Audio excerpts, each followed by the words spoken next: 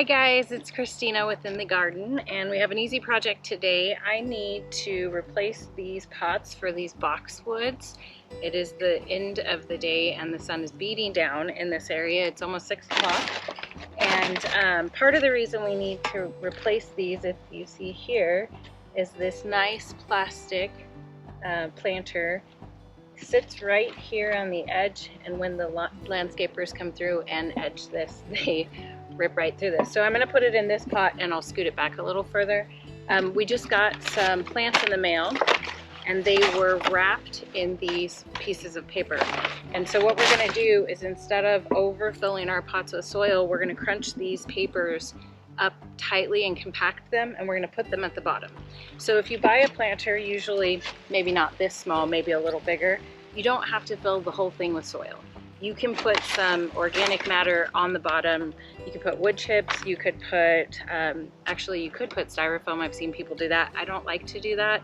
This paper will, over time, just disintegrate at the bottom of the pot, and you might end up having to add soil back later, but I'm not really worried about that today.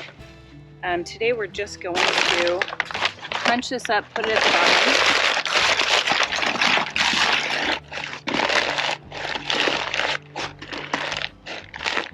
So it only saved me about 3 inches of soil all the way around. See that? But the soil that is in here is enough to fill the space that is here, so I don't actually have to go back and add more soil. So let's take off our stickers. Where did they go?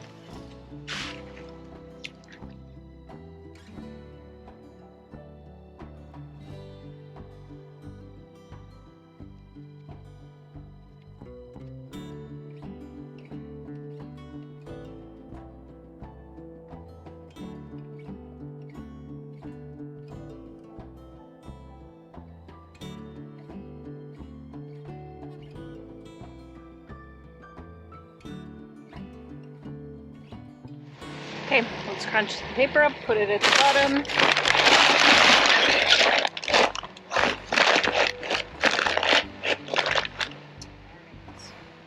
Now, partly why I left my tag, I'll probably take the price off because that doesn't matter, but I wanted to remember which ones these were. So these were the Green Mountain Boxwoods, and then the care for them is here. So sun to part shade, they'll grow 5 feet tall and 3 feet wide. So we're going to put these in a hedge eventually somewhere. Yes, it said hedge, Ryan. But in the meantime, Joe's going to drive by on the 4-wheeler. In the meantime, we're going to leave them here because I don't have a place that I want to put them yet. So I actually like them on the end of this step. So let's put it in its pot. This is how much space it took up.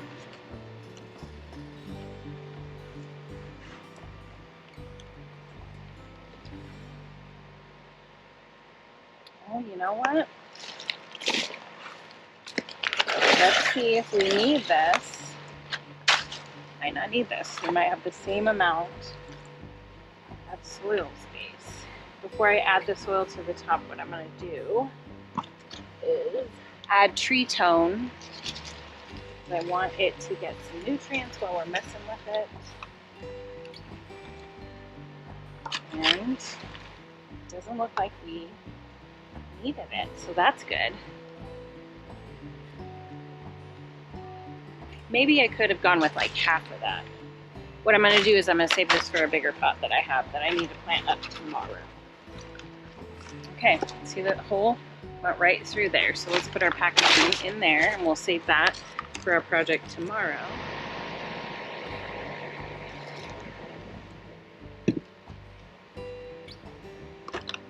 Okay, just to test the theory, let's go with half the paper. Okay, half the paper.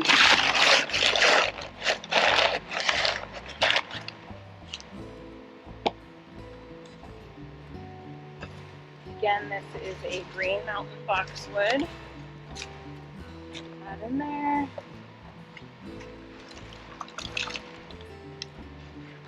Yeah, half would have been a good idea on the other one.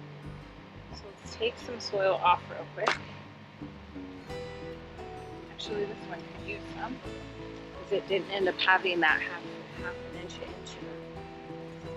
So let's put it over here.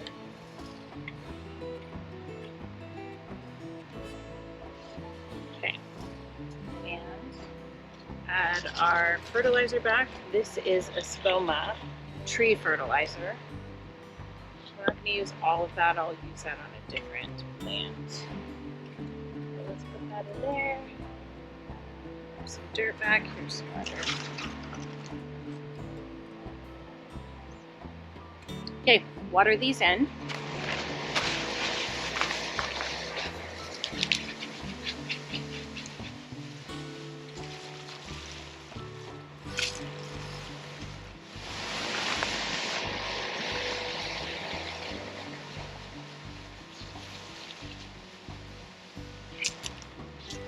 I like the look of the terracotta better, and I like the semi-formality, I wouldn't call this formal by any means, of them being on the end. I actually might scoot this one over to where it touches, okay, and then try to scoot it back into the rocks as much as possible so that the edger can come here without banging the terracotta. I don't think even the terracotta, you know, having that happen over time wouldn't create the same kind of hole. And so this one didn't end up getting the paper at the bottom because I thought I had too much dirt. I probably could have gone with half because then we added dirt back from that one. And then this one ended up getting half of the paper across the bottom. And then we had more than enough dirt, so we put it over on the other one. So while this wasn't a drastic example of what you can use parchment paper for, you can use parchment paper for larger pots everywhere. Let me show you an example. So this larger one here, this is a tree bucket, okay? So this is what the tree came in, but I use this for overflow and stuff. If this was the size of a pot and you only wanted to fill half of it with dirt, because buying soil that has nutrients in it is expensive, if you wanted to do that, you could put half of that parchment paper. Quick tip, we had that and I wanted to move the plants over the terracotta pots anyway. And then don't forget, when you're messing with your plants, fertilizing is always important. Okay everyone, so we needed to move these into a more sturdy pot, which we did from the plastic pots. This should withstand any kind of just bumps and abrasions or brushing up against over time without any issue like the previous plastic pot. We went and put tree fertilizer in here, and then we filled it up a little bit with our parchment paper to save us on purchasing soil. So like I said, this wasn't a drastic example of how you can use this, but I hope that you try to save your parchment paper, especially when having plants shipped to you, and repurpose them for other reasons. So anyway, this is Christina in the garden. Please like and subscribe, and we'll see you in the next one.